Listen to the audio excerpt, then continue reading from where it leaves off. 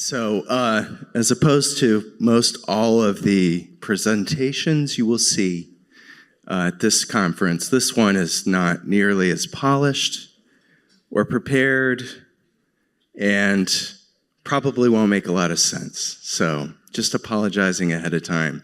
Just a really unorganized person, as Stefan knows. So we'll make it fun. Interrupt me whenever. I've done a lot of kind of building and playing around. So just ask me questions and we'll have a good time, okay? But if you need something really well polished and it's going to bug you if I don't know what I'm really, like which way I'm going on a slide, then maybe find another session. All right, anyways, so who is this? This is me, Thomas Dyar. Who's ever talked to me, heard about me? Okay, great. Pretty good number. I've been at InterSystems like 7 years, and now my role is in the developer relations department, and I am manager of our AI platform and ecosystems. My main role now is to help customers and partners do AI with InterSystems on our tech. And I was a product manager for vector search and integrated ML before this. So have been around the kind of machine learning and AI space for quite a while and around InterSystems for a little while.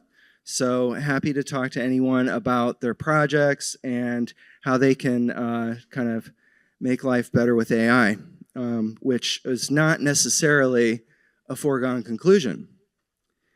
So I just saw this today, kind of the cost of compute, far beyond the costs of employees. Great. As we're seeing a lot of money going into AI, it may be crowding out people. And so as well, this data center kind of explosion, that's a nice one. 7,000 people in a town. They planned a whole bunch of data centers. And they wanted adding 51 Walmarts. This is nuts. And so there will be some changes in the world, right? And agentic AI is part of like what this hype is about. Because really agents and the models are getting so good at taking instruction and working for a long time on something that a lot of investors, I think, see that they could potentially get rid of those pesky humans, or at least give them a new job title. Maybe it's agent operator is going to be the new thing, not AI engineer or prompt engineer or data scientist or whatever you want to call them. Sit there and babysit all of the agents that are taking in on the left-hand side all of your data and all of your activity and deciding what to do with it, research, report, all that kind of thing. So interesting times. And really, where did this like kind of come from? It's basically in the last year. This is my take on it. There was a really nice blog post that kind of started, this last April from Anthropic. And then they were talking about like, let the model kind of figure things out. That was when they were first getting, kind of smart enough to do that.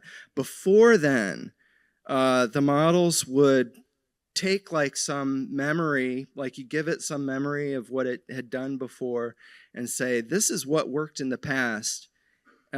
Use this as a pattern. And the models would just like kind of repeat it back verbatim. They didn't really know what to do with that context. And of course, context is all the power, all the thing that matters for LLMs. So then there was a jump in the training methods and also this kind of idea of agentic use of where the models can call tools. A tool can be a file read or something like that, and they can take this information that they get from those tools and they can really do stuff with it. But still, I don't know if how many people have heard of the movie Memento or seen it? So this guy has a brain disorder that you can't create new memories. And so he's trying to solve this murder mystery, I think, of his wife or something like that. And the only way that he can like make progress every day, he wakes up and it's like a whole new world. He doesn't have any memories that he's supposedly, normal people develop over a day, and then they're able to kind of remember. He's figured out he has to actually make tattoos, and then he reads the tattoos to figure out what he needs to do for the day. So that's how LLMs are. They still don't have memory inside of them. They have to use scratch pads. They have to basically write tattoos. They write files, and then they can read from the files. And so then that allows them to progress, but they are dependent on that external world. And really, that's become this kind of files or memory and skills. And skills are like memory, or like instructions to the agent, maybe from a past self, of how to do something.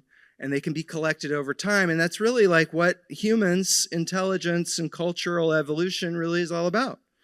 Is we've externalized all of our experiences, and then everyone can learn from them, and they get shared. And it's quite interesting to see this get recapitulated essentially within agents and within AI. They're becoming cultural actors as they progress. Any questions or comments? Like I said, I wanted to make this interactive because maybe you can fill in some gaps for me. But I find this completely fascinating world. There was also an interesting paper, a couple papers by Google, showing that the way that the training methods have evolved, and the way the thinking. So right, you just kind of let the model talk to itself, and that's kind of the thinking. They get better if they are talking amongst themselves, essentially setting up, kind of devil's advocates for argumentation, and letting different trains of thought run and argue with itself within the same model, within the same trace. So that's part of that kind of cultural evolution of the way that intelligence works, and the way that we all evolve. Very interesting stuff. But wait, we've already had some of this. So I wanted to bring up, this is kind of an interesting thing also, as you see actors, and the actor pattern is something that is something from a while ago in computer science. Who has heard of Erlang? All right, so that's a very famous programming language that personified the actor pattern, which is just a way to kind of separate the acting from the memory, or from the system, and do that in a way that gives you very deterministic results. Well, the interoperability system within Iris is the actor pattern implemented, and so all of these kinds of things in AI are really, you can see them as echoes of things that we've been doing for a long time. Of course, we've added vector search, and there at the bottom is something that I've been working on, which is a graph database, a graph engine. It's open source. It's not product. It may never be product, but it is something that is really uses Iris and integrates not only vector search, but graph database perspective. I'll talk a little bit more about it. So really, all that stuff that we've had for a long time, Iris interoperability, and new multi-agent frameworks, there's a big overlap. But the thing that's new is, of course, the LLM brains. And I'm not taking anything away from that. It's really amazing, and it really does make it possible to fully automate stuff. The other kind of perspective that we have is kind of a data fabric, or just kind of having all of your data together and doing your governance on that data together. that really works well with kind of the agent framework and enables, and this is kind of an ingredient for enabling multiple agents to act together on the same data sources and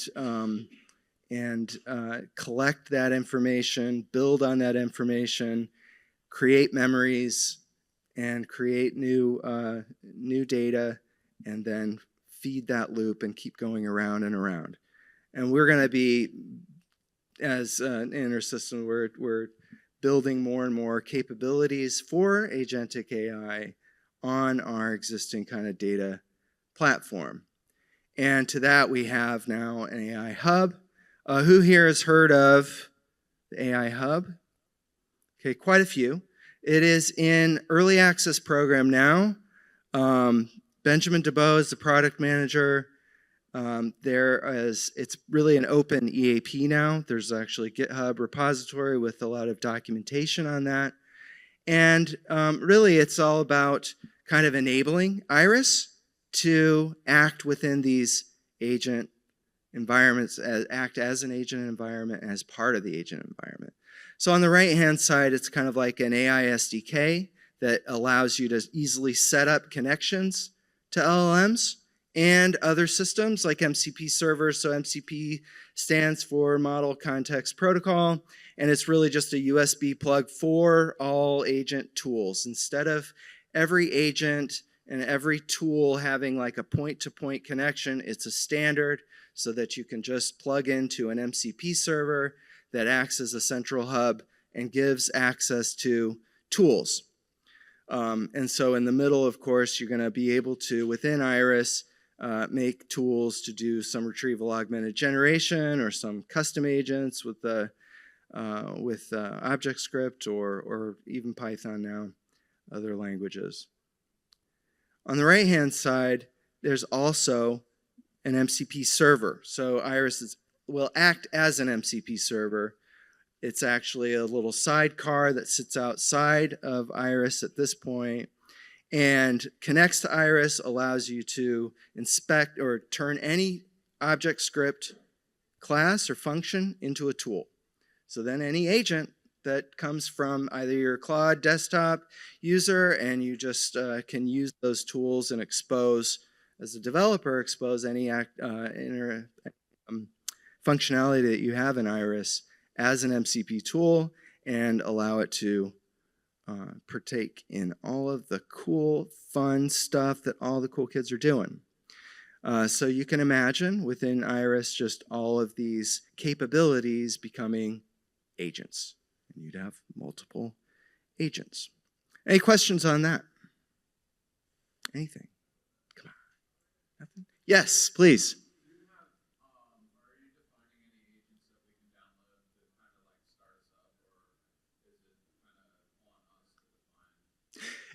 At this point, it's really kind of the core. That is, well, so the roadmap is that there will be official tools that will come with the kind of MCP server. So there'll be things that really kind of expose, in a very, standard way, like how to interact with Iris. It could be SQL, it could be all of the classes, and then just have some good tools that get exposed by the MCP server. The agents are also things that we'll have plenty of examples, because that's part of the ObjectScript class hierarchy is like %AI.agent. And so it gives you that, and then we'll have examples, and we may, in addition to just plain MCP tools, we'll have agents, but that's roadmap kind of thing.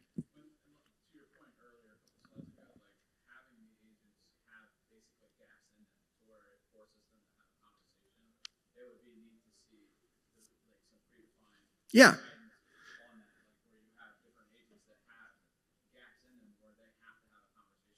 That's very interesting. It makes sense. That's kind of part of, I think, what I'll be driving at here is that's kind of, it's that gap thing. Gaps happen because partially you want to make each agent have a particular role and a particular kind of constrained ability so that it's not getting confused as easily. Because still it's like context management, context engineering. You want to keep the role very crisp and defined, and that can cut down on hallucinations. And then if you have multiple of those agents that have little gaps and they're talking together, but each of them don't hallucinate, maybe you get magic then. Yeah, I think I get your drift, and I think that's spot on. So, the whole idea of the AI Hub is not only as I was kind of mentioning, enabling AI development on Iris, accelerating your agent development, but then also making Iris something that is able to be used by other tools. So kind of overview of what you can do. What the AI Hub is now, it's unified tool calling within Iris.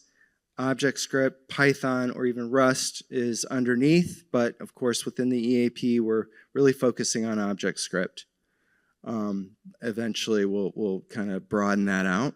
There's an MCP server, an MCP client coming soon. There's a policy layer so that all the roles that you define within Iris can be exposed or used as enforcement, and I'm going to talk a little bit about that. I have LangChain and LangChain4j kind of integrations. And so what you can build with it, tool using agent with authorization and auditing and just a few 100 lines of ObjectScript. Policy gated tool exceptions, so you can set up policies for your agents and gate the tools that they can use based on those policies. And expose all that by MCP, so that makes it very, very useful to make an interoperable, kind of pluggable solution together. So, so then I'm going to switch a little bit to kind of things that I've been building. So I built a graph engine that I mentioned, and just recently I've made it so that it's OpenCipher compliant. So what that means is that there is a cipher language, which is very much like SQL, but it allows you to just define kind of more graph-related queries. And there's an open standard for it, and my graph engine can support all of it. So another popular graph database is Neo4j, and that's one that also supports most of OpenCipher. So any kind of graph application that you have should be easily able to be ported.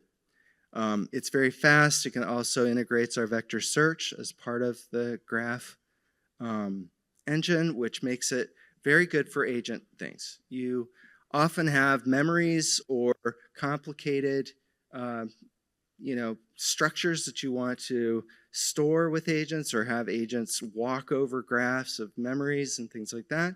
You would also want them to be able to do vector search. Now you have a toolkit that puts those together. And it's very fast. I've been doing some benchmarking, and it's comparable to most of the stuff that's out there. And that's mostly because of the way that Iris is architected. And so general flow of the whole thing is that you have a query parser on the left. It gets translated, and that's all done in Python, but gets translated mostly to SQL. Most all of the graph structure is in SQL, and that allows you to use all of the standard and wonderful indexing that Iris provides. But for things that you can't quite do with SQL that makes sense, you can just drop down into globals, and I have custom indexes that then fill in the gaps for a graph, that make things like breadth first search fast. PPR stands for personalized PageRank. It's like a PageRank algorithm that Google, of course, made popular. That's something that SQL doesn't do particularly well. So you need to do some custom coding there. And then for really speeding up some things that still don't do very well with ObjectScript, we have now in product a Rust bridge. It's very similar to our embedded Python bridge that gives you in-process access to between Python and ObjectScript. Now there's RZF, which does a similar thing with Rust. How many people either know about Rust or have actually programmed in Rust? Hey, some people, awesome. So Rust is a really great system programming language, and I found it can be very fast. So I'd love to talk more about it. There's definitely a lot in it as far as how I've been using it. And there's actually a tech exchange that's going on this week that's going to be talking more about that. And I've given my example of how I've used RZF to the developer that develops RZF, and he might talk about it. So these are some of the things I can do within this graph traversal, vector search, RDF, and named graphs.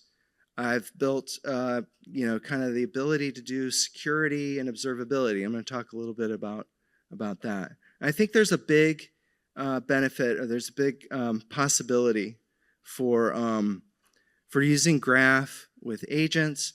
I'll talk a little bit more about it and show it, but also for kind of the larger world of observability, and using graph databases and using Iris in particular for observability data. And it just makes sense to have everything all in one box in some ways. And when you're dealing with security concerns, if you have it all in one box, you can really search the whole thing. And so that really fits with our kind of philosophy overall within InterSystems. So the example that I'm going to talk about, the multiple agents, I see someone here just trying to, Enrique. So he knows a little bit about Yoki. Yoki was an internal project, and I'll just give a brief description of it. And I've actually presented, it's been about 2 or 3 years now, we've talked about this. So the idea of Yoki was to give an intelligent assistant over our iService, our track care tickets. And we've gone through several loops, as you see, different use cases, bringing in different data, using different tools, LangChain, used different LLMs, started using Google, went to Anthropic, and using more OpenAI models to the right. So we've gone over several years doing more and more kind of agentic application internally to kind of use the tools, use our own tools, and learn about AI and how to do it.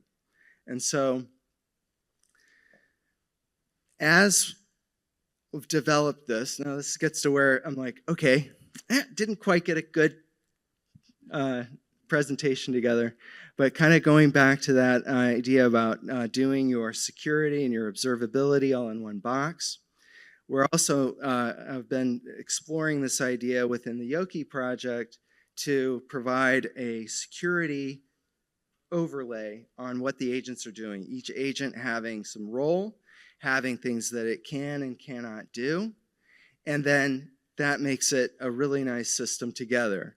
Typically, if you have all these things separate, you've got to do some correlation between systems. You have your authorization system, and your audit system might be in Splunk, and you've got to figure out how to put those together. And then eventually, the data system is where things have been happening. That's where transactions happen. But there's some latency to get that stuff into Splunk, and then also, so there's definitely problems with separating everything. It can be. And so if you just have your domain data, your identity and your roles together, and all your audit trail, it simplifies life. And I think it could be more secure. So back a little bit to the memory concept as well. All these agents, one of the great things about agentic AI and about how, as agents are working, doing things, they can record what they do, and then you can mine that data at any point. You can have the agent look over its past history and determine if it should do things differently this time. And so that in kind of a psychology frame of mind, these are different forms of memory. You have your working memory, this is like your context of like right now, what's going on, and what you're doing right now. You have episodic memory. You might want to commit some memory to a store, like a vector search would be nice to then be able to search over past memories. Then you can do a little bit longer term mining of all of those episodes and the evolution of working memory that's in the past, and determine, okay, what do I know about this system? What maybe can all of this that I'm seeing together tell me about how this works? And develop that kind of semantic knowledge. It's not specific to a particular point in time or a particular experience. It's kind of like just you knowing about how the world works and how to do things. And those procedural and semantic are that kind of memory. And down at the bottom, I see that there's definitely some kind of new, some papers that have come up that kind of take that perspective. And that improves search, improves agent behavior over time by developing that memory, by remembering things and then mining it, using the same large language model capability to reason by reasoning over past things that it sees. Any questions on any of this so far or comments? So,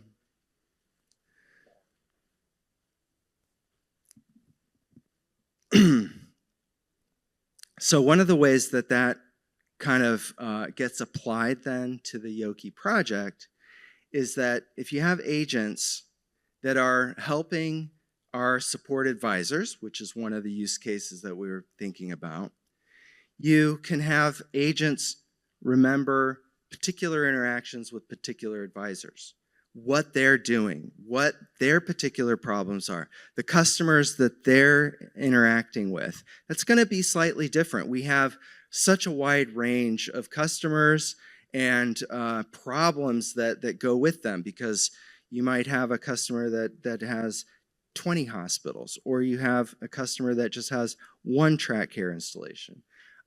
That's just the context that can make the difference for an advisor to see something learning for itself, learning for that advisor, and making his life better by really understanding that context.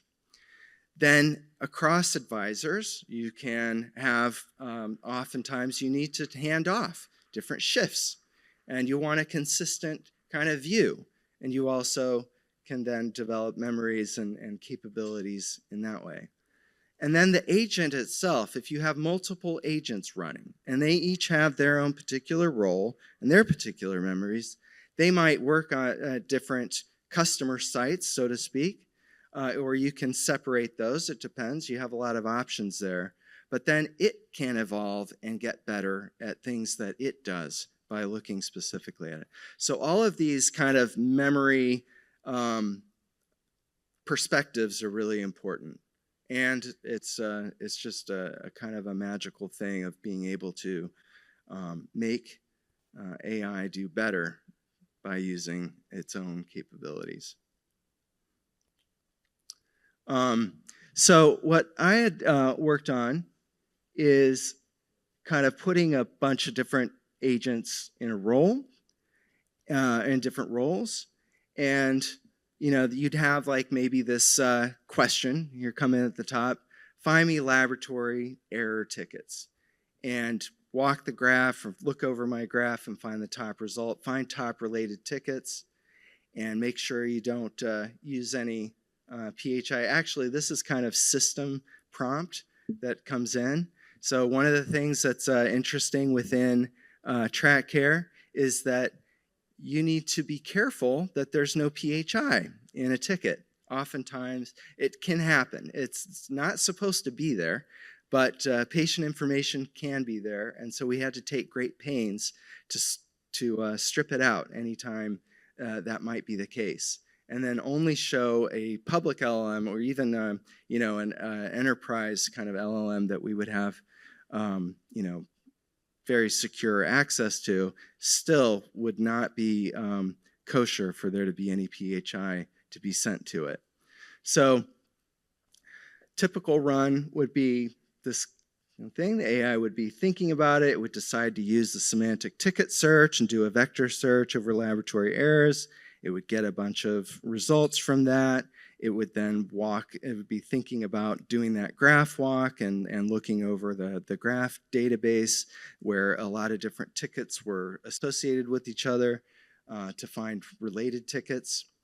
And then you could find eventually these kinds of results would be like, well, this laboratory, this module affects this ticket, exhibits this error typically, and so there would be relationships that we would that would get mined, and eventually go through all of these kind of steps. All right. Well, I hope you have a good ready, and like I said, I'll be at the Tech Exchange most all the week, and happy to talk to you about any projects and things you want to work on. Thank you.